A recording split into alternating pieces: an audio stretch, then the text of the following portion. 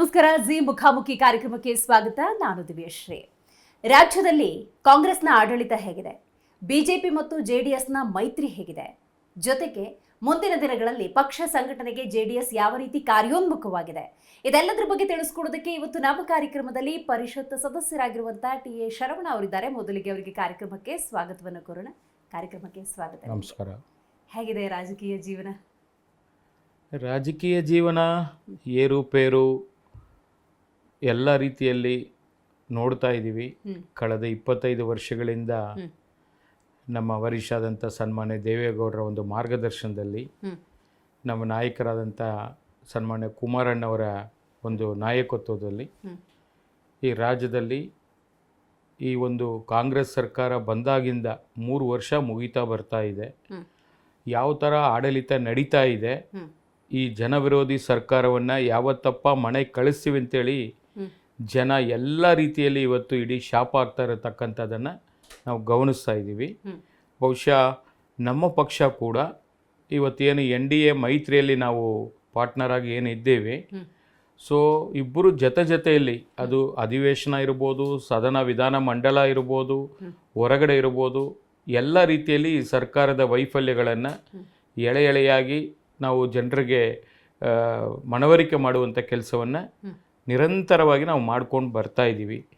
ಎಲ್ಲೇ ಮಾತಾಡಿದ್ರು ಇವರು JDS ಅವರು, ಎಲ್ಲಿದೆ JDS, ಎಲ್ಲಿದೆ ಜನತಾದಳ ಅನ್ನೋದನ್ನು ಕಾಂಗ್ರೆಸ್ ನಾಯಕರು ನಮ್ಮದೇ ಗರಡಿಯಲ್ಲಿ ಬೆಳೆದು, ನಮ್ಮದೇ ಫ್ಯಾಕ್ಟ್ರಿಯಲ್ಲಿ ಬೆಳೆದು, ನಮ್ಮದೇ ಪ್ರೊಡಕ್ಷನ್ ಅವರೆಲ್ಲ ನಮ್ಮ ಪ್ರಾಡಕ್ಟ್ ಆಗಿ ಹೊರಗಡೆ ಹೋಗಿ ಇವತ್ತು ಕಾಂಗ್ರೆಸ್ ಪಕ್ಷದಲ್ಲಿ ಸೇರಿಕೊಂಡು ಕಾಂಗ್ರೆಸ್ಸನ್ನು ಅಧಿಕಾರದ ಒಂದು ಮದದಲ್ಲಿ ಇವತ್ತು ಎಲ್ಲ ರೀತಿಯಲ್ಲಿ ಅವರು ಮಾತನಾಡ್ತಾ ಇರತಕ್ಕಂಥದ್ದನ್ನು ನಾವು ಗಮನಿಸಿದ್ದೀವಿ. ನಿಮಗೂ ಗೊತ್ತಿದೆ, ಒಂದು ಪ್ರಾದೇಶಿಕ ಪಕ್ಷ, ಸಣ್ಣ ಪಕ್ಷ ನಮ್ಮ ರಾಜ್ಯದಲ್ಲಿ ಇಷ್ಟೊಂದು ಶಕ್ತಿಯುತವಾಗಿ ಜೀವಂತವಾಗಿ 25 ವರ್ಷಗಳನ್ನು ಪೂರ್ಣಾವತಿ ಮಾಡ್ತೀವಿ ಅಂದರೆ ಅದು ನಿಜವಾಗ್ಲೂ ಕೂಡ ಅದು ಅಷ್ಟು ಸುಲಭದ ಕೆಲಸ ಅಲ್ಲ. ನಮ್ಮ ದೇವೇಗೌಡರ ಸಾಹೇಬರ ಹೋರಾಟ, ಅವರ ಒಂದು ಪ್ರತಿ ಹಂತದಲ್ಲಿ ಕೂಡ ಅದು ನೀರಾವರಿ ಇರ್ಬೋದು, ರೈತರು ಇರ್ಬೋದು, ಮಹಿಳೆಯರಿರ್ಬೋದು, ಎಲ್ಲರ ಸಮಸ್ಯೆಗಳನ್ನು ಕೂಡ ಇವತ್ತು 93 ವರ್ಷ ಇವತ್ತು ರಾಜ್ಯಸಭಾ ಪಾರ್ಲಿಮೆಂಟಲ್ಲಿ ನಿಂತು ನಮ್ಮ ಕನ್ನಡಿಗರ ಪರವಾಗಿ ಧ್ವನಿ ಎತ್ತುವಂಥ ಯಾರಾದರೂ ಒಬ್ಬ ವ್ಯಕ್ತಿ ಇದ್ದರೆ ಅದು ಸನ್ಮಾನ್ಯ ದೇವೇಗೌಡರು ಅಂತೇಳಿ ನಾವು ಎದೆ ತಟ್ಟಿ ಹೇಳ್ಕೋಬೇಕಾಗಿರತಕ್ಕಂಥ ಅವಶ್ಯಕತೆ ಇರತಕ್ಕಂಥದ್ದು. ಅದನ್ನು ಕೂಡ ನಾವು ನೋಡ್ತಾ ಇದ್ದೀವಿ. ಇವತ್ತು ಮಾತನ್ನು ಕೇಳಬೇಕಾದ್ರೆ ಬಿಜೆಪಿಗೆ JDS ಬಲ, JDSಗೆ ಬಿಜೆಪಿ ಬಲ ಅನ್ನುವಂಥ ವಾತಾವರಣ ಇದೆ ಅಂತ ಎಷ್ಟರ ಮಟ್ಟಿಗೆ ಗಟ್ಟಿಯಾಗಿದೆ ಮೈತ್ರಿ? ಖಂಡಿತ ಗಟ್ಟಿ ಇದೆ. ಯಾಕೆಂದರೆ ನಾನು ಒಂದು ಉದಾಹರಣೆ ನಿಮಗೆ ಕೊಟ್ಬಿಡ್ತೀನಿ. ಇಡೀ ರಾಷ್ಟ್ರದಲ್ಲಿ ಇವತ್ತು ಸನ್ಮಾನ್ಯ ನರೇಂದ್ರ ಮೋದಿಯವರ ಒಂದು ಶಕ್ತಿ, ನರೇಂದ್ರ ಮೋದಿಯವರ ಒಂದು ಬಲವರ್ತನೆ, ನರೇಂದ್ರ ಮೋದಿಯವರ ಒಂದು ಜನಪರವಾದಂಥ ಕಾರ್ಯಕ್ರಮಗಳು ಇವತ್ತು ಇಡೀ ದೇಶ ಮೆಚ್ತಾ ಇದೆ. ನಮ್ಮ ದೇಶ ಅಷ್ಟೇ ಅಲ್ಲ, ಪ್ರಪಂಚದಲ್ಲಿ ಇರತಕ್ಕಂಥ ಬೇರೆ ದೇಶಗಳು ಕೂಡ ಇವತ್ತು ನರೇಂದ್ರ ಮೋದಿಜಿಯವ್ರನ್ನ ಅಪ್ಕೊಂಡು ಅವರ ಜೊತೆಯಲ್ಲಿ ಹೋಗ್ಬೇಕು ಅನ್ನೋದನ್ನ ಮನಗಂಡಿರತಕ್ಕಂಥದ್ದನ್ನು ನಾವು ಗಮನಿಸ್ತಾ ಇದ್ದೀವಿ. ಅದೇ ರೀತಿಯಲ್ಲಿ ಇವತ್ತು ಸನ್ಮಾನ್ಯ ಕುಮಾರಣ್ಣವರು ಇವತ್ತು ಪಾರ್ಲಿಮೆಂಟ್ ಚುನಾವಣೆ ತಮಗೂ ಗೊತ್ತಿದೆ, 2024 ಆಗಿರತಕ್ಕಂಥದ್ದು ಪಾರ್ಲಿಮೆಂಟ್ ಚುನಾವಣೆಯಲ್ಲಿ ಕಾಂಗ್ರೆಸ್ ಸರ್ಕಾರ ನಮ್ಮ ರಾಜ್ಯದಲ್ಲಿ ಅಧಿಕಾರದಲ್ಲಿದೆ. ಆದರೂ ಅವ್ರು ತಗೊಂಡಿರತಕ್ಕಂಥ ಸೀಟ್ ಎಷ್ಟು? 9. ನಾವು ತಗೊಂಡಿರತಕ್ಕಂಥದ್ದು 19 ಅಲ್ವಾ? ನಾವು ವಿರೋಧ ಪಕ್ಷದಲ್ಲಿ ಇದ್ರೂ ಕೂಡ ಜನ ಇವತ್ತು ಕಾಂಗ್ರೆಸ್ ಪಕ್ಷವನ್ನು ತಿರಸ್ಕಾರ ಮಾಡಿದ್ದಾರೆ. ಇವತ್ತು ನರೇಂದ್ರ ಮೋದಿಜಿ ಅವರ ಒಂದು ನಾಯಕತ್ವಕ್ಕೆ ಇನ್ನಷ್ಟು ಶಕ್ತಿಯನ್ನು ಕೊಟ್ಟಿದ್ದಾರೆ. ಆ ನಾಯಕತ್ವ ಜೊತೆಯಲ್ಲಿ ನಮ್ಮ ರಾಜ್ಯದ ಮಾಜಿ ಮುಖ್ಯಮಂತ್ರಿಗಳು ಕೇಂದ್ರಕ್ಕೂ ಹೋಗಬೇಕು, ಕೇಂದ್ರದಲ್ಲಿ ಅವ್ರಿಗೂ ಕೂಡ ಒಂದು ಕ್ಯಾಬಿನೆಟ್ ರ್ಯಾಂಕನ್ನು ಕೊಟ್ಟು 2 ಖಾತೆಯನ್ನು ಕೊಟ್ಟಿದ್ರು, ಸ್ಟೀಲ್ ಇರ್ಬೋದು ಮತ್ತು ಬೃಹತ್ ಕೈಗಾರಿಕೆ ಇರ್ಬೋದು. ಅದರ ಜೊತೆಗೆ ಇನ್ನೊಂದು 2 ಇಲಾಖೆಯನ್ನು ನರೇಂದ್ರ ಮೋದಿಯವರ ಕಾರ್ಯವೈಖರಿಯನ್ನು ನೋಡಿ ನೀವು ದೊಡ್ಡ ಮಟ್ಟದಲ್ಲಿ ಕೆಲಸ ಮಾಡ್ತಾ ಇದ್ದೀರಿ, ನಿಮ್ಗೆ ಇನ್ನಷ್ಟು ಜವಾಬ್ದಾರಿಗಳನ್ನ ಕೊಡಬೇಕು ಅಂತೇಳಿ ಈಗ ಒಂದು 3 ತಿಂಗಳ ಹಿಂದೆ ಇನ್ನೆರಡು ಜವಾಬ್ದಾರಿಯನ್ನು ಕೂಡ ಅವರಿಗೆ ಅಡಿಷನಲ್ ಆಗಿ ಕೊಟ್ಟಿರತಕ್ಕಂಥದ್ದನ್ನು ನಾವು ಗಮನಿಸ್ತಾ ಇದ್ದೀವಿ. ನೆರೆ ರಾಜ್ಯಗಳಲ್ಲಿ ಸನ್ಮಾನ್ಯ ಕುಮಾರಸ್ವಾಮಿ ಅವ್ರನ್ನ ಬಳಕೆ ಮಾಡಿಕೊಂಡು ಅವ್ರ ಇಲಾಖೆಯಲ್ಲಿ ಆಗುವಂಥ ಕೆಲಸಗಳನ್ನ ಮಾಡಿಕೊಂಡು ಆ ಇಂಡಸ್ಟ್ರಿನ ಬೆಳೆಸ್ಬೇಕು ಅಂತೇಳಿ, ಉದಾಹರಣೆಗೆ ವೈಜಾಗ್ ನಮ್ಮ ನೆರೆ ರಾಜ್ಯ, ದೂರನೂ ಇಲ್ಲ, ಅಲ್ಲಿ ಹೋಗಿ ಕುಮಾರಸ್ವಾಮಿಯನ್ನ ಕರ್ಕೊಂಡೋಗಿ ಅವ್ರ ಕಷ್ಟಗಳನ್ನ ಹೇಳಿ ಚಂದ್ರಬಾಬು ನಾಯ್ಡು ಅವ್ರ ಜೊತೆಲಿ ಸಭೆ ಮಾಡಿ ಅಲ್ಲಿರತಕ್ಕಂಥ ಶಾಸಕರು ಸಂಸದರ ಜೊತೆಲಿ ಸಭೆ ಮಾಡಿ ಜನರ ಅಭಿಪ್ರಾಯಗಳನ್ನ ಪಡ್ಕೊಂಡು ಇನ್ನೇನು ಮುಚ್ಚೋಗ್ತಾ ಇದೆ ಅನ್ನೋ ಪರಿಸ್ಥಿತಿಯಲ್ಲಿ ಇದ್ದಿರತಕ್ಕಂಥ ಒಂದು ದೊಡ್ಡ ಫ್ಯಾಕ್ಟ್ರಿಗಳನ್ನ ಇಂಡಸ್ಟ್ರಿಯಲ್ ಅನ್ನ ಇವತ್ತು ಪುನರುಚ್ಚೇತನ ಮಾಡಿ ಅದನ್ನ ಸನ್ಮಾನ್ಯ ಶ್ರೀಮತಿ ನಿರ್ಮಲಾ ಸೀತಾರಾಮನ್ ಅವರ ಗಮನಕ್ಕೆ ತಂದು ಫಿನಾನ್ಷಿಯಲಿ ಏನು ಅಲ್ಲಿಗೆ ಶಕ್ತಿ ಕೊಡಬೇಕು ಅದನ್ನು ತಗೊಂಬಂದು ಕೇಂದ್ರದಿಂದ ನನ್ನ ಪ್ರಕಾರ 3,250 ಕೋಟಿ ಇರಬೇಕು. ಅದನ್ನು ತಗೊಂಬಂದು ಅದನ್ನು ರೀಓಪನ್ ಮಾಡಿ ಆಂಧ್ರ ಪ್ರದೇಶದಲ್ಲೇ ಒಂದು ದೊಡ್ಡ ಒಂದು ಸಾಹಸಕ್ಕೆ ಕೈ ಹಾಕಿ ಇವತ್ತು ಅವರ ಒಂದು ಭಾವಚಿತ್ರಕ್ಕೆ ಹಾಲಾಭಿಷೇಕ ಮಾಡೋದಾಗ್ಲಿ, ಅವ್ರನ್ನ ಸ್ವಾಗತ ಮಾಡಿ ಕರ್ಕೊಂಡು ಹೋಗೋದಾಗ್ಲಿ, ಇಡೀ ಆಂಧ್ರದಲ್ಲಿ ಇವತ್ತು ಎಲ್ಲೋ ಒಂದ್ ಕಡೆ ಘರ್ಷಣೆಗೆ ಹೋಗ್ತಾ ಇದ್ದಾರೆ. ಇವತ್ತು ಒಂದು ಅಭಿವೃದ್ಧಿ ಕೆಲಸಕ್ಕೋಸ್ಕರ ಪಕ್ಷ ಬೇರೆ ಇದ್ರೂ ಕೂಡ ಡೆವಲಪ್ಮೆಂಟ್ ಅಂತ ಬಂದಾಗ ಎಲ್ಲಾರು ಒಂದಾಗಬೇಕು, ಅದು ನನ್ನ ಭಾವನೆ. ಯಾರಾಗ್ಲಿ ಅದನ್ನ ಮಾಡಬೇಕು. ಆದ್ರೆ ಇವತ್ತು ರಾಜ್ಯ ಸರ್ಕಾರ ಸಹಕಾರ ಕೊಡ್ತಾ ಇಲ್ಲ. ಯಾವುದು ಕೂಡ ಇವರ ಒಂದು ಮನವರಿಕೆ ಮಾಡಿ ಮನವಿ ಕೊಟ್ಟು ಏನಾಗಬೇಕು ರಾಜ್ಯದಲ್ಲಿ ಕೇಂದ್ರದ ಸರ್ಕಾರದಲ್ಲಿ ಸಹಕಾರ ತಗೊಂಡು ಕುಮಾರಸ್ವಾಮಿ ಅವ್ರ ಜೊತೆಯಲ್ಲಿ ಹೊಂದಾಣಿಕೆ ಮಾಡಿಕೊಂಡು ರಾಜ್ಯಕ್ಕೆ ಏನ್ ಬೇಕೋ ಅದನ್ನ ಮಾಡುವಂತ ಕೆಲಸ ಯಾವ ಸಚಿವರು ಇಲ್ಲಿ ರಾಜ್ಯದಲ್ಲಿ ಮಾಡ್ತಾ ಇಲ್ಲ. ಮೊದಲನೇ ಬಾರಿಗೆ ಸನ್ಮಾನ್ಯ ಕುಮಾರಸ್ವಾಮಿ ಅವರು ಕೇಂದ್ರದ ಮಂತ್ರಿ ಆದ್ಮೇಲೆ ಮೊದಲನೇ ಬಾರಿಗೆ ವಿಧಾನಸೌಧಕ್ಕೆ ಬಂದರು. ನಾವೆಲ್ಲ ಕೂಡ ಅವ್ರನ್ನ ಬರಮಾಡ್ಕೊಂಡು ನಮ್ಮ ಕೇಂದ್ರದ ಬೃಹತ್ ಕೈಗಾರಿಕೆ ಇಲಾಖೆ ಏನು ಮೇಜರ್ ಇಂಡಸ್ಟ್ರಿಯಲ್ ಇಲಾಖೆಯ ಅಧಿಕಾರಿಗಳು, ಸೆಂಟ್ರಲ್ ಅಧಿಕಾರಿ ಆಫೀಷಿಯಲ್ಸು ಮತ್ತೆ ರಾಜ್ಯದಲ್ಲಿ ಸ್ಟೇಟ್ ಅಫಿಷಿಯಲ್ಸ್ ಯಾರಿದ್ದಾರೆ ಕೈಗಾರಿಕೆ ಅಫಿಷಿಯಲ್ಸ್ ನಮ್ಮ ಎಂ ಬಿ ಪಟೇಲ್ ಇರ್ಬೋದು ಮತ್ತೆ ಕುಮಾರಣ್ಣವರು ಜೊತೆಲಿ ಸಭೆ ಮಾಡಿ ಒಂದು ವಾತಾವರಣಕ್ಕೆ ನಾಂದಿ ಆಡಬೇಕು ಅಂತ ಹೇಳಿ ನಾವೆಲ್ಲ ಮನವರಿಕೆ ಮಾಡಿ ಅವರು ಕೂಡ ಕುಮಾರಣ್ಣವರು ಮುಕ್ತ ಮನಸ್ಸಿನಿಂದ ಬಂದು ಅಧಿಕಾರಿಗಳ ಸಭೆಯನ್ನು ಮಾಡಿ ನಮ್ಮ ರಾಜ್ಯಕ್ಕೆ ಏನ್ ಬೇಕು ಇಂಡಸ್ಟ್ರಿಯಲ್ ನಮ್ಮ ಡೆವಲಪ್ ಮಾಡ್ಲಿಕ್ಕೋಸ್ಕರ ಅಂತ ಹೇಳಿ ಜೊತೆಲಿ ಸಭೆ ಮಾಡಿ ಹೌದು ಈಗ ಒಂದು 15 ದಿವಸ ಆಯ್ತು. ನಾನು ಕೂಡ ಸಭೆಯಲ್ಲಿ ಇದ್ದೆ. ಹೆಲ್ದಿ ಚರ್ಚೆ ಆಯ್ತು, ಆರೋಗ್ಯಕರವಾದ ಚರ್ಚೆ ಆಯ್ತು. ಆ ತರ ಎಲ್ಲಾ ಕಡೆನೂ ಆಗ್ಬೇಕು ಅನ್ನೋದು ನನ್ನ ಉದ್ದೇಶ ಕೂಡ. ಇವತ್ತು ಜನಕ್ಕೆ ಇವತ್ತು ಕರ್ನಾಟಕ ರಾಜ್ಯ ಅಂದ್ರೆ ಇಡೀ ದೇಶದಲ್ಲಿ ದೊಡ್ಡ ಹೆಸರು ಇರತಕ್ಕಂಥದ್ದು. ಅದು ಎಸ್ಪೆಷಲಿ ಬೆಂಗಳೂರು ಅಂದ್ರೆ ಇನ್ನಷ್ಟು ಅಂತಾರಾಷ್ಟ್ರೀಯ ಮಟ್ಟದಲ್ಲಿ ಬ್ರ್ಯಾಂಡ್ ಬೆಂಗಳೂರು ಅಂತೀವಿ, ಗ್ರೇಟರ್ ಬೆಂಗಳೂರು ಅಂತೀವಿ, ಗಾರ್ಡನ್ ಸಿಟಿ ಅಂತೀವಿ. ಇವತ್ತು ಯಾವ ಮಟ್ಟಕ್ಕೆ ಬಂದಿದೆ?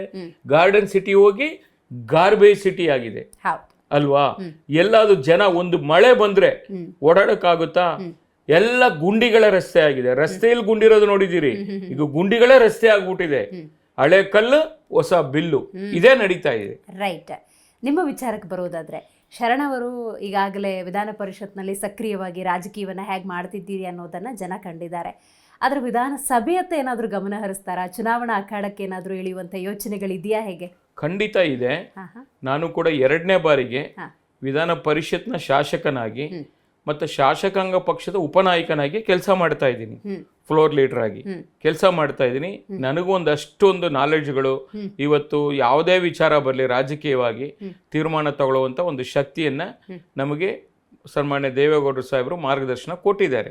ಅದ್ರ ಪ್ರಕಾರ ಮುಂದಕ್ಕೆ ರಾಜ್ಯದಲ್ಲಿ 28ಕ್ಕೆ ಮತ್ತೊಮ್ಮೆ ಕುಮಾರಣ್ಣ ಮುಖ್ಯಮಂತ್ರಿ ಅನ್ನೋದನ್ನ ಸಂಕಲ್ಪ ಇಟ್ಕೊಂಡು NDA ಮೈತ್ರಿಯ ಮುಖ್ಯಮಂತ್ರಿ, ನಾವು JDS ಅಂತ ಹೇಳ್ತಾ ಇಲ್ಲ, NDA ಮೈತ್ರಿಯ ಮುಖ್ಯಮಂತ್ರಿ ಆಗಿ ಕೇಂದ್ರದ ನಾಯಕರು ಯಾರು NDA ನಾಯಕರಿದ್ದಾರೆ ಅವರ ಆಶೀರ್ವಾದದೊಂದಿಗೆ ಈ ರಾಜ್ಯದಲ್ಲಿ ಅವರು ಮತ್ತೊಮ್ಮೆ ಮುಖ್ಯಮಂತ್ರಿ 3ನೇ ಬಾರಿಗೆ ಪಟ್ಟಾಭಿಷೇಕ ಆಗೋದನ್ನ ಯಾವ ಶಕ್ತಿಯಿಂದನೂ ತಪ್ಸಕ್ ಆಗಲ್ಲ. ಬಿಜೆಪಿಯಿಂದ ಸಹಮತ ಇದೆ. ಹೌದು, 100% ಕೇಂದ್ರದ ನಾಯಕರುಗಳು ಆಶೀರ್ವಾದ ಮಾಡಿ ರಾಜ್ಯ ನಾಯಕರುಗಳು ಕೂಡ ಅದನ್ನ ಸಂದೇಶ ಕೊಡುವಂತ ಕೆಲಸ ಆಗುತ್ತೆ.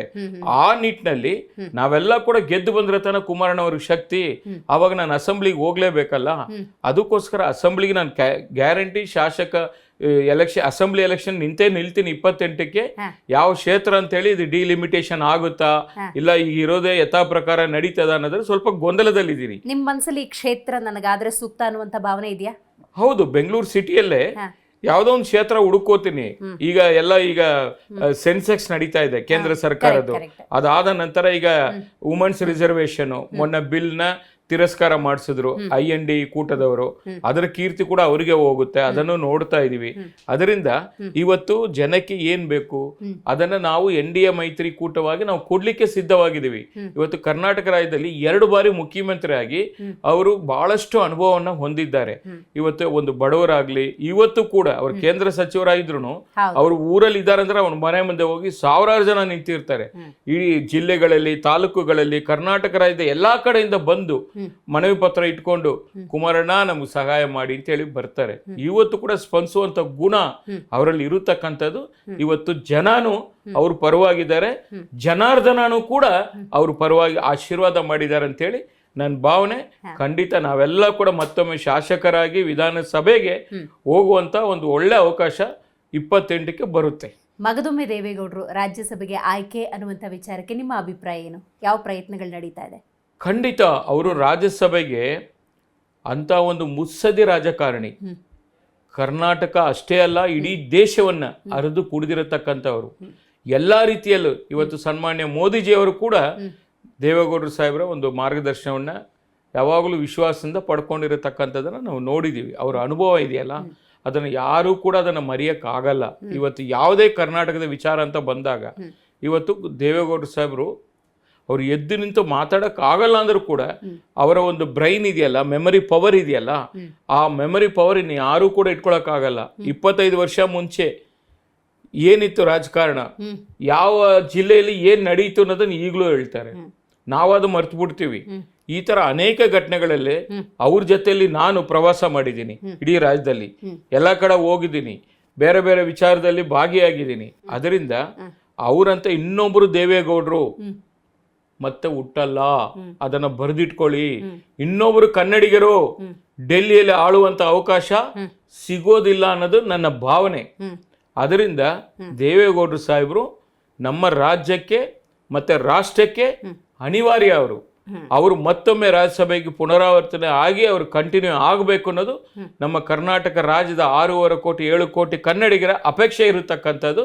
ಅದೇ ತರನೇ ಮೋದಿಜಿಯವರು ಕೂಡ ಅವರು ಕಂಟಿನ್ಯೂ ಆಗಬೇಕು ಅನ್ನೋದು ಒಂದು ವಿಶ್ವಾಸವನ್ನು ಹೊಂದಿದ್ದಾರೆ. ಅದು ಖಂಡಿತ ಆಗುತ್ತೆ ಅನ್ನೋದು ನನ್ನ ಭಾವನೆ ಕೂಡ. ಕೇಂದ್ರ ಸಚಿವರಾಗಿರುವಂಥ HD ಕುಮಾರಸ್ವಾಮಿ ಅವರ ಬಗ್ಗೆ ಉಲ್ಲೇಖ ಮಾಡ್ತಾ ನೀವು ಹೇಳಿದ್ರೆ ಅವ್ರು ಯಾವ ರೀತಿ ಕರ್ತವ್ಯವನ್ನು ನಿರ್ವಹಿಸ್ತಾ ಇದ್ದಾರೆ ಅಂತ. ಆದರೆ ರಾಜ್ಯದ ಪ್ರಾದೇಶಿಕ ಪಕ್ಷದ ಹಿತದೃಷ್ಟಿಯಿಂದ ನಾವು ನೋಡೋದಾದರೆ ಕರ್ನಾಟಕಕ್ಕೆ ಅವರು ಅನಿವಾರ್ಯ. ಕೇಂದ್ರದಲ್ಲಿ ಅವರು ಸಚಿವರಾಗಿದ್ದಾರೆ, ಅದು ಕನ್ನಡಿಗರಿಗೆ ಹೆಮ್ಮೆ. ಆದರೆ ಈ ಪ್ರಾದೇಶಿಕ ಪಕ್ಷವನ್ನು ಬಲಪಡಿಸಬೇಕು, ಶಕ್ತಿ ತುಂಬಬೇಕು ಅನ್ನೋ ನಿಟ್ಟಿನಲ್ಲಿ ನೋಡೋದಾದರೆ ಅವರು ಕರ್ನಾಟಕಕ್ಕೆ ಅನಿವಾರ್ಯ ಆಗಿದ್ರು ಅಂತ ಅನಿಸೋದಿಲ್ವಾ? ಖಂಡಿತ ಅನ್ನಿಸ್ತದೆ. ಇವತ್ತು ರಾಜಕೀಯ ಬದಲಾದ ರಾಜಕೀಯ ಪರಿಸ್ಥಿತಿಯಲ್ಲಿ ಅಸೆಂಬ್ಲಿ ಚುನಾವಣೆ ಆಗೋಗಿತ್ತು. ನಾವು ವಿರೋಧ ಪಕ್ಷದಲ್ಲಿ ಕೂತಿದ್ವಿ.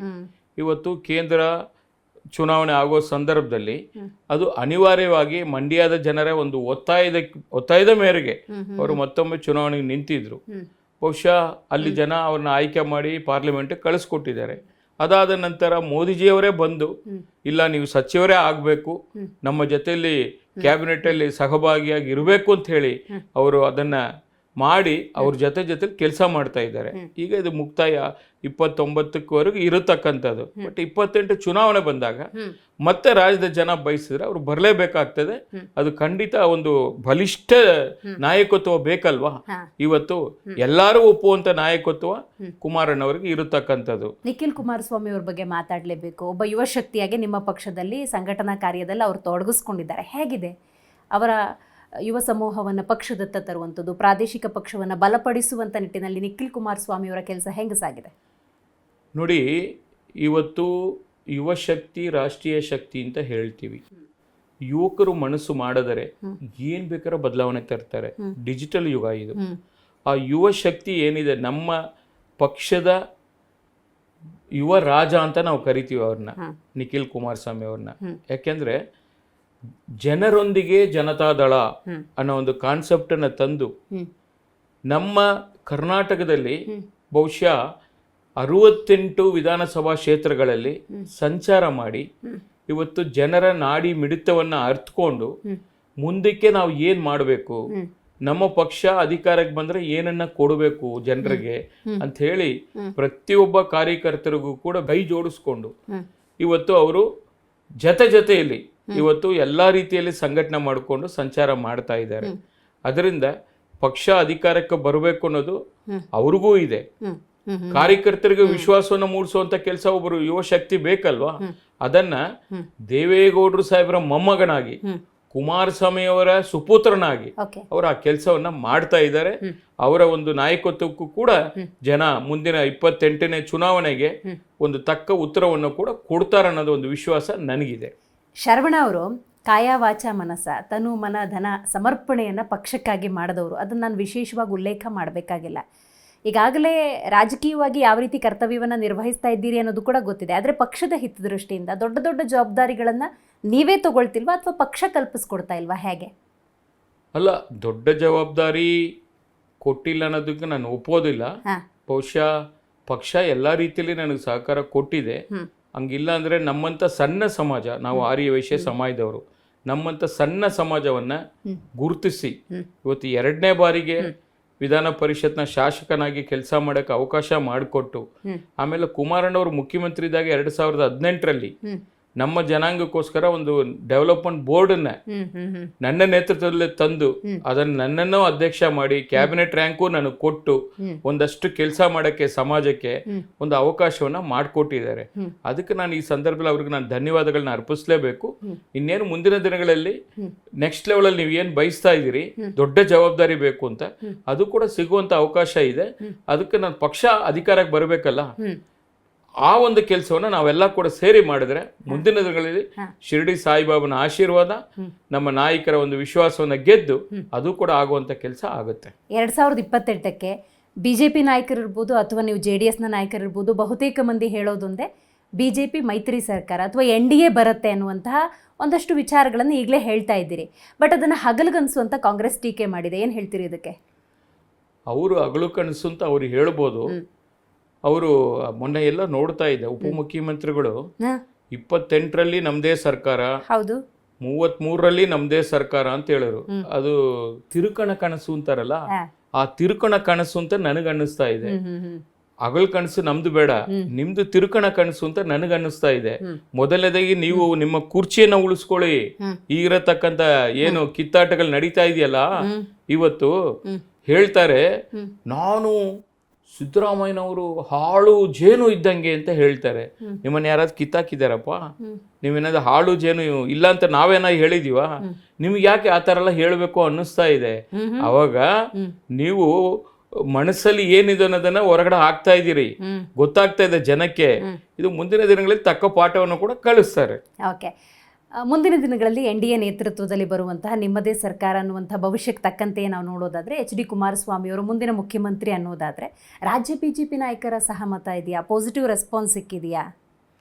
ರಾಜ್ಯ ನಾಯಕರ ಸಹಮತ ಯಾರು ಕೊಡಬೇಕು? ರಾಷ್ಟ್ರ ನಾಯಕರು. ರಾಷ್ಟ್ರ ನಾಯಕರು ಏನು ಒಂದು ಸೂಚನೆಯನ್ನು ಕೊಡ್ತಾರೆ, ಅವ್ರು ಏನು ಒಂದು ಆದೇಶ ಮಾಡ್ತಾರೆ, ಅದನ್ನ ರಾಜ್ಯ ನಾಯಕರು ಪಾಲನೆ ಮಾಡಲೇಬೇಕಲ್ವಾ? ಅದರಿಂದ ಆ ಸಹಮತ ಕೂಡ ಸಿಗುತ್ತೆ ಅನ್ನೋ ಒಂದು ವಿಶ್ವಾಸ ನನ್ನಲ್ಲಿ ಇದೆ. ಮೈತ್ರಿ ಬಗ್ಗೆ ಮಾತಾಡ್ತಿದ್ದರಿಂದಾಗಿ ಇದನ್ನ ನಾನು ಕೇಳ್ತಾ ಇದ್ದೀನಿ. GBA ಚುನಾವಣೆ ಈಗಾಗುತ್ತೆ, ಇನ್ನೊಂದು ದಿವಸಕ್ಕಾಗತ್ತೆ ಅನ್ನುವಂಥ ವಾತಾವರಣ ಇದೆ. ಆದರೆ ಯಾವುದೇ ರೀತಿಯ ಲಕ್ಷಣಗಳು ಕಂಡು ಬರ್ತಾ ಇಲ್ಲ. ಈ ಮೈತ್ರಿ ಅಲ್ಲೂ ಮುಂದುವರಿಯುತ್ತಾ ಅಥವಾ ಹೇಗೆ? ಮೈತ್ರಿ ಮುಂದುವರಿಯುವಂತ ಎಲ್ಲ ಲಕ್ಷಣಗಳು ಇದೆ. ಮೈತ್ರಿಗೂ ಚುನಾವಣೆಗೂ ಸಂಬಂಧ ಇಲ್ಲ. ಯಾಕೆಂದ್ರೆ GBA ಚುನಾವಣೆ ನಡೆಸಬೇಕಾಗಿರತಕ್ಕಂಥದ್ದು ರಾಜ್ಯ ಸರ್ಕಾರ. ಇವತ್ತು ಲೋಕಲ್ ಬಾಡಿ, ಅದು ತಾಲೂಕ್ ಪಂಚಾಯತ್ ಇರ್ಬೋದು, ಜಿಲ್ಲಾ ಪಂಚಾಯತ್ ಇರ್ಬೋದು, ಮತ್ತೆ GBA ಇರ್ಬೋದು. 5 ಪೀಸ್ ಮಾಡಿದಿರಿ, ಅದರ ಕೀರ್ತಿ ನಿಮಗೆ ಬರುತ್ತೆ. 5 ಪೀಸ್ ಮಾಡಿ ಯಾವ ಪುರುಷೋತ್ತಕ್ಕೆ ಮಾಡಿದ್ರಿ? ಇವತ್ತು ಮಹಿಳಾ ಮೀಸಲಾತಿ ತಂದಾಗ ಕೇಂದ್ರದಲ್ಲಿ ಇಷ್ಟೆಲ್ಲ ಮಾತಾಡ್ತಾ ಇದ್ದೀರಲ್ಲ, ಇಲ್ಲಿ ಯಾಕೆ 5 ಪೀಸ್ ಮಾಡಿದ್ರಿ? ಹೇಳ್ಬೇಕಲ್ಲ. ಕ್ಷೇತ್ರ ಪುನರ್ವಿಂಗಡಣೆ ಮಾಡ್ತಾರೆ, ಡಿಲಿಮಿಟೇಷನ್ ಮಾಡ್ತಾರೆ, ಮತ್ತೆ ಇದೆಲ್ಲ ಜೊತೆಲಿ ತಂದ್ಬಿಟ್ರು, ಅದಕ್ಕೋಸ್ಕರ ನಾವು ತಿರಸ್ಕಾರ ಮಾಡ್ತೀವಿ ಅಂತ ಹೇಳಿ ಇವತ್ತು ಮಹಿಳೆಯರಿಗೆ ಶಕ್ತಿ ಕೊಡ್ಬೇಕಾಗಿರೋದು ಹೇಳಿ ಉದ್ದೇಶ ಇಟ್ಕೊಂಡು 1996ರಲ್ಲಿ ಸನ್ಮಾನ್ಯ ದೇವೇಗೌಡರು ಪ್ರಧಾನಮಂತ್ರಿ ಇದ್ದಾಗ ಈ ಒಂದು ಬಿಲ್ ಅನ್ನ ಇಂಟ್ರೊಡ್ಯೂಸ್ ಮಾಡಿದ್ರು. ಅದನ್ನ ಪೂರ್ಣಾವತಿ ಮಾಡಬೇಕು ಅಂತ ಅವತ್ತೇ ಬಯಸಿದ್ರು, ಆಗ್ಲಿಲ್ಲ.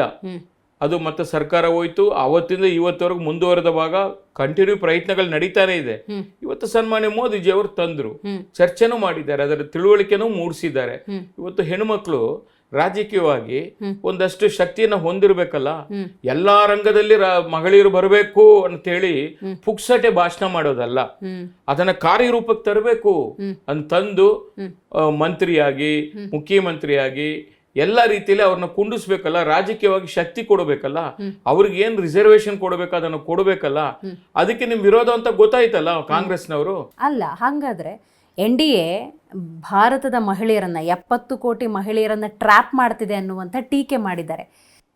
ಮಹಿಳಾ ಮೀಸಲಾತಿ ಹೆಸರಲ್ಲಿ ಕ್ಷೇತ್ರ ವಿಂಗಡಣೆ ಮಾಡಿ ದಕ್ಷಿಣದ ರಾಜ್ಯಗಳನ್ನು ಕುಗ್ಗಿಸಿ ದಕ್ಷಿಣದಲ್ಲಿ BJP ಎಲ್ಲ ಬಲವಾಗಿದೆ, ಅದರ ಮೂಲಕ ದೇಶದ ಅಧಿಕಾರದ ಚುಕ್ಕಾಣಿಯನ್ನು 21ಕ್ಕೂ ಹಿಡಿಯೋಕೆ ಹೊರಟಿದ್ದಂಥ ಹುನ್ನಾರ ಅನ್ನೋಂಥ ಟೀಕೆಗೆ ನಿಮ್ಮ ಉತ್ತರ ಏನು ಹಾಗಾದ್ರೆ? ಅಲ್ಲ, ಅವರು ಕಾಂಗ್ರೆಸ್ನವ್ರಿಗೆ ಈಗ ರಾಹುಲ್ ಗಾಂಧಿ ಅವರ ಸಿಸ್ಟರು ಪ್ರಿಯಾಂಕಾ ಗಾಂಧಿ ಅವರು, ಅವ್ರ ತಾಯಿ ಸೋನಿಯಾ ಗಾಂಧಿ ಅವರು, ಅವರೆಲ್ಲ ರಾಜಕೀಯಕ್ಕೆ ಬರಬೇಕು, ಸಾಮಾನ್ಯ ಮಹಿಳೆಯರು ಬರಬಾರ್ದ ಹೇಳ್ಬೇಕಲ್ಲ. ಅವ್ರು ಯಾಕೆ ಬರಬಾರ್ದು? ಈಗ ಬೇರೆಯವರು ಬಂದ್ಬಿಟ್ರೆ ನಿಮ್ಮ ಒಂದು ಇದಕ್ಕೆ ಎಲ್ಲ ಕೂತು ಬಂದ್ಬಿಡುತ್ತಂತ ಏನಾದ್ರು ಆತಂಕ ಇದೆಯಾ, ಭಯ ಇದೆಯಾ? ಮತ್ತು ಬಿಲ್ ಪಾಸ್ ಮಾಡಬೇಕಾಯ್ತು. 543 ಇದೆ ಲೋಕಸಭಾ ಕ್ಷೇತ್ರಗಳು, ಕೊಡಿ ಮಹಿಳಾ ಮೀಸಲಾತಿ ಅಂತ ಕೇಳಿದ್ದಾರೆ.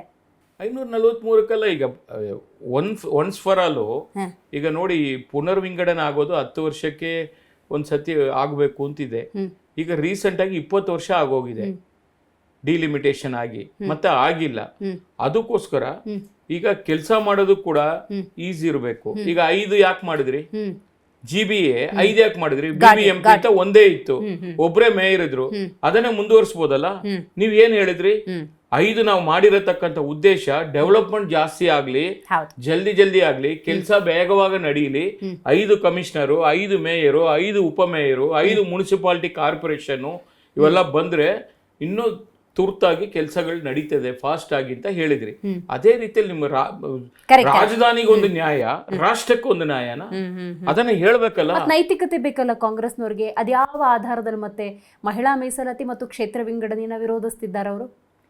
ಅವರು ವಿರೋಧ ಮಾಡ್ತಾ ಇರೋದೇ NDAಗೆ ಆ ಕೀರ್ತಿ ಬಂದ್ಬಿಡುತ್ತೆ, ಮೋದಿಜಿಯವರಿಗೆ ಅದರ ಕ್ರೆಡಿಟ್ ಸಿಕ್ಬಿಡುತ್ತೆ, ರಾಜಕೀಯವಾಗಿ ಅವ್ರ ಲಾಭವನ್ನ ಪಡ್ಕೋತಾರೆ ಅನ್ನೋದು ಅವ್ರ ತಲೆಯಲ್ಲಿ ಕೂತಿರತಕ್ಕಂಥದ್ದು. ಏನಾದ್ರು ಮಾಡಿ ಮುಗಿಸ್ಬಿಡ್ಬೇಕು ಅಂತ. ಯಾವುದೇ ಕಾರಣಕ್ಕೂ ಮುಂದಿನ ದಿನಗಳಲ್ಲಿ ಇದಾಗಲ್ಲ. ಮಹಿಳೆಯರು ಕಾಂಗ್ರೆಸ್ ಪಕ್ಷ ಮತ್ತು IND ಒಕ್ಕೂಟದ ವಿರುದ್ಧವಾಗಿ ತಿರುಗಿ ಬೀಳ್ತಾರೆ ಅನ್ನೋದನ್ನ ನೀವು ನೋಡ್ತಾ ಇರಿ, ಚುನಾವಣೆಗಳಲ್ಲಿ ತೋರಿಸ್ತಾರೆ, ಅದಂತ ಗ್ಯಾರಂಟಿ. ದೇವೇಗೌಡರು ಅಂದಾಗ, ವಿಶೇಷವಾಗಿ JDS ಅಂದಾಗ, ಕುಮಾರಸ್ವಾಮಿ ಅವರು ಅಂದಾಗ ವಿಶೇಷವಾದಂತಹ ಅಭಿಮಾನ ಕನ್ನಡಿಗರಿಗಿದೆ. ಯಾಕಂದರೆ ಒಂದು ಪ್ರಾದೇಶಿಕ ಬಲ ಆಗಬೇಕು ಅನ್ನುವಂತಹ ಸಹಜವಾದಂಥ ಇಚ್ಛೆ. ಕೆಲವೊಮ್ಮೆ ಕಾಂಗ್ರೆಸ್ನವರು ಟೀಕೆ ಟಿಪ್ಪಣಿಗಳನ್ನು ಹೇಗೆ ಮಾಡಿದ್ದಾರೆ ಅನ್ನೋದನ್ನು ಈಗ ನಾನು ಉಲ್ಲೇಖ ಮಾಡ್ತಾ ಇದ್ದೀನಿ. ಬಿಹಾರದಲ್ಲಿ ನಿತೀಶ್ ಕುಮಾರ್ ಅವರ ಅಸ್ತಿತ್ವಕ್ಕೆ ಕೊಕ್ಕೆ ತಂದಿಟ್ಟಿದ್ದಾರೆ BJPಯವರು. ಅದೇ ರೀತಿಯ ಹುನ್ನಾರ ಕರ್ನಾಟಕದಲ್ಲಿ ಆಗ್ತಾ ಇದೆ. ಸೊ ಹಾಗಾಗಿ JDS ಕೂಡ ತನ್ನ ಅಸ್ತಿತ್ವವನ್ನು ಕಳ್ಕೊಳ್ಳುತ್ತೆ ಮುಂದಿನ ದಿನಗಳಲ್ಲಿ ಅಂತ ಹೇಳ್ತಿದ್ದಾರೆ. ಅದನ್ನು ಹೇಳೋರು ಯಾರು? ಕಾಂಗ್ರೆಸ್. ನೀವೇನು ಮಾಡ್ತಾ ಇದ್ರಿ? JDS ಮುಗುದೇ ಹೋಯ್ತಪ್ಪ, ಜನತಾದಳ ಎಲ್ಲಿದೆಯಪ್ಪ? ಬರೀ 19-20 ಜನ ಗೆದ್ದಿದ್ದೀರಿ, ಅವರು ಕೂಡ ನಮ್ಮ ಜೊತೆಲಿ ಬಂದ್ಬಿಡ್ತಾರೆ, ಇನ್ನೇನು ನಾಳೆ ಬರ್ತಾರೆ, ಇನ್ನೇನು ನಾಡಿದ್ದು ಬರ್ತಾರೆ, ಕೋಟ್ ಒಳಸ್ಕೊಂಡು ನಿಂತಿದ್ದಾರೆ, ಕುರ್ಚಿ ರೆಡಿ ಇದೆ ಅವ್ರಿಗೆ ಅಂತ ಹೇಳ್ಬಿಟ್ಟು ಡಂಗುರ ಬರ್ಸಿದ್ರಲ್ಲ. ಇವಾಗ ಏನ್ ಹೇಳ್ತೀರಿ? ಕೇಂದ್ರ ಸರ್ಕಾರದ ಮೈತ್ರಿ ಆದ್ಮೇಲೆ ಇವತ್ತೇನ್ ಮಾತಾಡ್ತಾ ಇದ್ದೀರಿ? ಜನತಾದಳ ಎಲ್ಲಿದೆ ಅಂದ್ರಿ? 25 ವರ್ಷ ಮುಗಿಸಿ ಒಂದು ಪ್ರಾದೇಶಿಕ ಪಕ್ಷ, ಸಣ್ಣ ಪಕ್ಷ JDS ಪಕ್ಷ ಇವತ್ತು ಬಲಿಷ್ಠವಾಗಿದೆ ಅಂತೇಳಿ ನಾವು ಹಾಸನಲ್ಲಿ ಸಮಾವೇಶ ಮಾಡಿದ್ವಿ. ಹಾಸನಲ್ಲಿ ಸಮಾವೇಶ ಮಾಡಿದಾಗ ಅದು ದೇವೇಗೌಡರ ತವರು ಜಿಲ್ಲೆ, ಅದರಿಂದ ಅಲ್ಲಿ ಸಕ್ಸಸ್ ಆಯಿತು ಸಮಾವೇಶ. ಇಲ್ಲಿ ಬರಕ್ ಹೇಳಿ ನೋಡೋಣ ಉತ್ತರ ಕರ್ನಾಟಕಕ್ಕೆ ಅಥವಾ ಬೆಂಗಳೂರಲ್ಲಿ ಮಾಡಿ ನೋಡೋಣ ಅಂತ ಹೇಳಿದ್ರು. ಬಿಜಾಪುರಲ್ಲಿ ಮಾಡಿದ್ವಿ. ಬಿಜಾಪುರಲ್ಲಿ ಅದೇ ತರ 2ರಷ್ಟು ಜನ, ಲಕ್ಷ ಜನ ಸೇರಿ ದೊಡ್ಡ ಸಮಾವೇಶ ಸಕ್ಸಸ್ ಆಯಿತು. ಅದಾದ್ಮೇಲೆ ಬೆಂಗಳೂರಲ್ಲಿ ಮಾಡಿದ್ವಿ. ಬೆಂಗಳೂರಲ್ಲಿ ತಾವು ನೋಡಿರ್ಬೋದು, ದೊಡ್ಡ ಮಟ್ಟದಲ್ಲಿ ಈ ತರ ಜನ ಬಂದು ನಮ್ಮ ಏನು ಬೆಳ್ಳಿ ಹಬ್ಬ, ಜನತಾದಳದ್ದು ಬೆಳ್ಳಿ ಹಬ್ಬ ಸಕ್ಸಸ್ ಆಗಿರತಕ್ಕಂಥದ್ದು ಎಲ್ಲ ಪಕ್ಷದವರಿಗೆ ಒಂದು ಸಂದೇಶ ಹೋಗಿದೆ. JDS ಬೆಂಗಳೂರಲ್ಲಿ ಕೂಡ ಸ್ಟ್ರೆಂಥನ್ ಇದೆ, ಬಲಿಷ್ಠವಾಗಿದೆ, ಬಲವರ್ತನೆ ಆಗಿದೆ, ಶಕ್ತಿಯುತವಾಗಿದೆ ಅನ್ನೋದನ್ನ ನಾವು ತೋರಿಸ್ಕೊಟ್ಟಿದ್ದೀವಿ. ಸ್ವತಃ ನಿಖಿಲ್ ಕುಮಾರಸ್ವಾಮಿ ಅವರು ಜಸ್ಟ್ ನಾಮಿನೇಷನ್ ಫೈಲ್ ಮಾಡಕ್ಕೆ ಹೋದ್ರೇ ಸಿಗುವಂಥ ಜನಸಾಗರವನ್ನು ನಾವು ನೋಡಿದ್ದೀವಿ. ಕುಮಾರಸ್ವಾಮಿ ಅವರು ಬಂದರೆ, ದೇವೇಗೌಡರು ಬಂದರೆ ಜನಸಾಗರ, ಅದರಲ್ಲಿ ಡೌಟೇ ಇಲ್ಲ. ಯಾಕೆ ಓಟಾಗಿ ಕನ್ವರ್ಟ್ ಆಗಲ್ಲ? ನಿಮ್ಮನ್ನು ಯಾಕೆ ಮತದಾನದ ಮೂಲಕ, ಮತಗಳ ಮೂಲಕ ಜನ ಬಲಿಷ್ಠ ಮಾಡ್ತಾ ಇಲ್ಲ? ಖಂಡಿತ ಇದು ನೀವು ವ್ಯಾಲಿಡ್ ಪಾಯಿಂಟ್ ಕೇಳಿದಿರಿ. ನಮ್ಮ ಮನಸ್ಸುಗಳಲ್ಲಿ ಕೂಡ ಅದು ಕೊರಿತಾ ಇರತಕ್ಕಂಥದ್ದು. ಇವತ್ತು ಏನಾಗಿದೆ, ದೇವೇಗೌಡರು ಮತ್ತು ಕುಮಾರಣ್ಣವರು ನಿಖಿಲ್ ಬಂದಾಗ ಜನ ಸೇರ್ತಾ ಇದ್ದಾರೆ, ಅದು ಓಟ್ ಆಗಿ ಪರಿವರ್ತನೆ ಆಗ್ತಾ ಇಲ್ಲ ಅನ್ನೋದು ನಿಮ್ಮ ಒಂದು ವಾದ. ಒಪ್ತೀನಿ. ಅದು ಮಾಡಬೇಕಾಗಿರೋದು ಯಾರು? ನಮ್ಮ ಕಾರ್ಯಕರ್ತರು. ನಮ್ಮ ಪಕ್ಷ ಅಧಿಕಾರಕ್ಕೆ ಬಂದಾಗ ನಾವು ಏನೇನು ಕಾರ್ಯಕ್ರಮಗಳನ್ನ ಕೊಟ್ಟಿದ್ದೀವಿ, ಏನೇನು ಕಾರ್ಯಕ್ರಮ ಮಾಡಿದ್ದೀವಿ ಅನ್ನೋದನ್ನ ಜನರಿಗೆ ಮನವರಿಕೆ ಮಾಡೋದ್ರಲ್ಲಿ ನಮ್ಮ ಕಾರ್ಯಕರ್ತರು ಎಡವಿದ್ದಾರೆ ಅಂತ ಹೇಳಿ ನಾನಂತ ಭಾವಿಸಿದ್ದೀನಿ. ಆ ಎರಡು ರಾಷ್ಟ್ರೀಯ ಪಕ್ಷಗಳು, ಒಂದು ಬಿಜೆಪಿ ಮತ್ತೊಂದು ಕಾಂಗ್ರೆಸ್, ಈ ಎರಡು ರಾಷ್ಟ್ರೀಯ ಪಕ್ಷಗಳಿಗೆ ರಾಷ್ಟ್ರ ಮಟ್ಟದಲ್ಲಿ ಅವ್ರು ಇರೋದ್ರಿಂದ ನಮ್ಮ ರಾಜ್ಯಕ್ಕೆ ಅಂತ ಬಂದಾಗ ಬಹಳ ಜನ ಉತ್ತರ ಭಾರತ ಇರ್ಬೋದು, ದಕ್ಷಿಣ ಭಾರತದಿಂದ ಇರ್ಬೋದು, ತಮಿಳು ಭಾಷೆಗರು ಇರ್ಬೋದು, ತೆಲುಗು ಭಾಷೆಗರು ಇರ್ಬೋದು, ಮಲಯಾಳಿ ಮಾತಾಡೋರು ಇರ್ಬೋದು, ಹಿಂದಿ ಭಾಷೆಗರು ಇರ್ಬೋದು, ಬಹಳ ಜನ ಇಲ್ಲಿ ಬಂದಿದ್ದಾರೆ.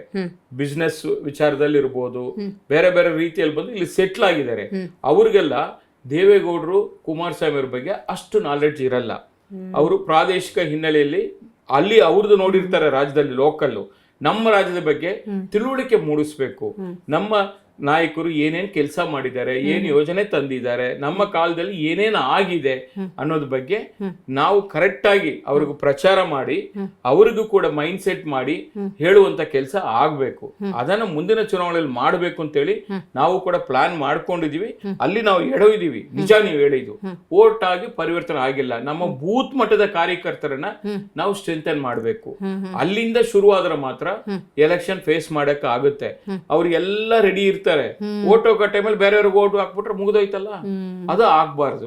ಆ ಮೈಂಡ್ ಸೆಟ್ ನ ಅವ್ರು ಕ್ಯಾರಿ ಮಾಡ್ಬೇಕು. ಅದಕ್ಕೆ ಏನೇನು ಸ್ಟ್ರಾಟಜಿ ಮಾಡ್ಬೇಕು ಅದನ್ನೆಲ್ಲ ಕೂಡ ಈ ಚುನಾವಣೆಯಲ್ಲಿ ಮಾಡುವಂತ ಸಿದ್ಧತೆಗಳನ್ನ ನಾವು ಮಾಡ್ಕೋತಾ ಇದ್ದೀವಿ. ಓಕೆ, ಇನ್ನು ಕರ್ನಾಟಕದಲ್ಲಿ ಆಗ್ತಿರುವಂತಹ ಕುರ್ಚಿ ಕದನ ನೀವು ಗಮನಿಸ್ತಾನೆ ಇದ್ದೀರಿ, ಏನ್ ಹೇಳಕ್ ಬಯಸ್ತೀರಿ? ಕುರ್ಚಿ ಕದನ ನೋಡಿ, ಇವತ್ತು ಕಾಂಗ್ರೆಸ್ ಶಾಸಕರೇ ಮಾತನಾಡ್ತಾ ಇದ್ದಾರೆ, ಸಾಕಪ್ಪ ಸಾಕು, ಕಾಂಗ್ರೆಸ್ ಸರ್ಕಾರ ಸಾಕು ಅಂತ. ಇದು ಬಂದಿರತಕ್ಕಂಥ ಪರಿಸ್ಥಿತಿ. ಯಾಕೆಂದ್ರೆ ಅವ್ರ ಕ್ಷೇತ್ರಗಳಿಗೆ ಅನುದಾನಗಳು ಬಿಡುಗಡೆ ಆಗ್ತಾ ಇಲ್ಲ, ಯಾವುದೇ ಕೆಲಸಗಳಾಗ್ತಾ ಇಲ್ಲ. ಇವತ್ತು ಸಿದ್ದರಾಮಯ್ಯನವರು ಸಾಲದ ರಾಮಯ್ಯ ಆಗಿದ್ದಾರೆ. 17 ಬಾರಿ ಬಜೆಟ್ ಮಂಡನೆ ಮಾಡಿದೀನಿ ಅಂತ ಹೇಳಿದ್ರು. ಏನಾಗ್ತಾ ಇದೆ? ಅವರು ದಾಖಲೆ ಸೃಷ್ಟಿ ಮಾಡಿದ್ದಾರೆ. ಅದಕ್ಕೆ ಅವ್ರಿಗೆ ನಾನು ಅಭಿನಂದಿಸ್ತೀನಿ, ಇಲ್ಲ ಅಂತ ಹೇಳಲ್ಲ. ಅದಕ್ಕೆ ಪಿತಾಮಹ ಯಾರು? ಮೊದಲನೇ ಬಡ್ಜೆಟ್ ಮಾಡ್ಲಿಕ್ಕೆ ಅವಕಾಶ ಮಾಡಿಕೊಟ್ಟಿರತಕ್ಕಂತ ಪಿತಾಮಹ ಯಾರು? ಸನ್ಮಾನ್ಯ ದೇವೇಗೌಡರಲ್ವಾ? ಅವ್ರಿಗೊಂದು ಧನ್ಯವಾದ ಹೇಳಿದ್ರ ನೀವು?